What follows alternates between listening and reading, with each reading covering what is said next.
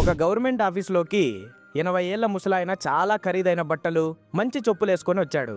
ఆ గంభీరాన్ని చూసి అక్కడ పనిచేసే ప్యూన్ పెద్దాయన ఎవరో విఐపి అనుకొని చాలా మర్యాదగా కుర్చీ వేసి కూర్చోబెట్టి ఆఫీసర్ గారు మీటింగ్ లో ఉన్నారు, ఒక 10 నిమిషాలు ఆగండి సార్, ఈ లోపు ఈ జ్యూస్ తాగండి అని ఎంతో ప్రేమగా ఇచ్చాడు. సరిగ్గా అప్పుడే ఒక వ్యక్తి అటుగా వెళ్తూ ఆ ముసలాయిని చూసి ఆగిపోయాడు. అరే ముసలోడా, ఏంట్రా ఈ కొత్త అవతారం, వీడికి జ్యూస్ ఇచ్చి మాతో సమానంగా కూర్చోబెడతారా? వీడెవడో తెలుసా?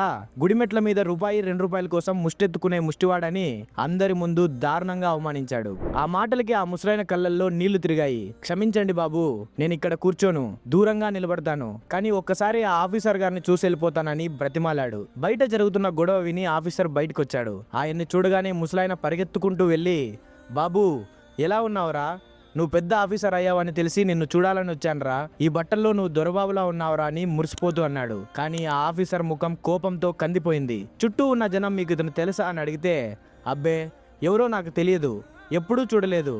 ఏమయ్యా ఎవరు నువ్వు, ఏదో పరిచయం ఉన్నట్టు మాట్లాడుతున్నావని కసురుకున్నాడు.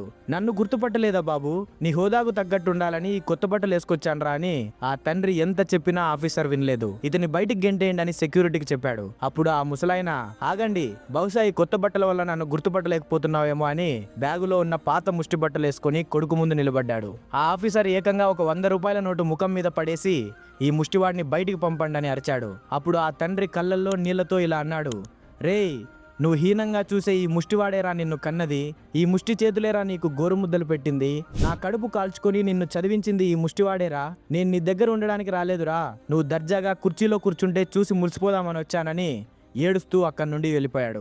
అక్కడే ఉన్న ఒక జర్నలిస్ట్ ఈ విషయాన్ని పేపర్లో రాసి అసలు నిజం బయట పెట్టాడు. ఆ ఆఫీసర్ కన్న కొడుకు కాదు, ఆ ముసలాయనకి చెత్తబుట్టలో దొరికిన ఒక అనాథ బిడ్డ. ఆ అనాథని అక్కన చేర్చుకొని ముష్టి ఎత్తి అయినా సరే కొడుకుని ఆఫీసర్ని చేశాడు. ఆ నిజం తెలిసిన ఆఫీసర్ పరుగున వెళ్లి తండ్రి కాళ్ళ మీద పడి ఏడ్చాడు. కానీ అప్పటికే ఆ తండ్రి మనసు ముక్కలైపోయింది. మిత్రులారా, కన్నవాళ్ళు చేసే పనిని అవమానంగా భావించి నలుగురిలో చెప్పుకోవడానికి సిగ్గుపడే కొడుకు బ్రతికున్నా ఒక్కటే, చచ్చినా ఒకటే. మీ స్థాయి ఎంత పెరిగినా ఆ స్థాయికి కారణమైన మీ తల్లిదండ్రుల త్యాగాన్ని మర్చిపోకండి. మరి ఈ వీడియో చూసిన తర్వాత మీ నాన్నగారి మీద గౌరవం పెరిగి ఉంటే ఈ వీడియోని లైక్ చేసి కామెంట్ బాక్స్ లో లవ్ యూ నాన్న అని కామెంట్ చేయండి. అలాగే ఈ వీడియోని ప్రతి ఒక్కరికి షేర్ చేయండి. మీకు కూడా మీ నాన్నగారంటే నిజంగా ఇష్టం ఉంటే ఇప్పుడే మన ఆరి ఛానల్ని సబ్స్క్రైబ్ చేసుకోండి. నేను మీ సాయినాథ్, సైనింగ్ ఆఫ్, టీమ్ ఆరి.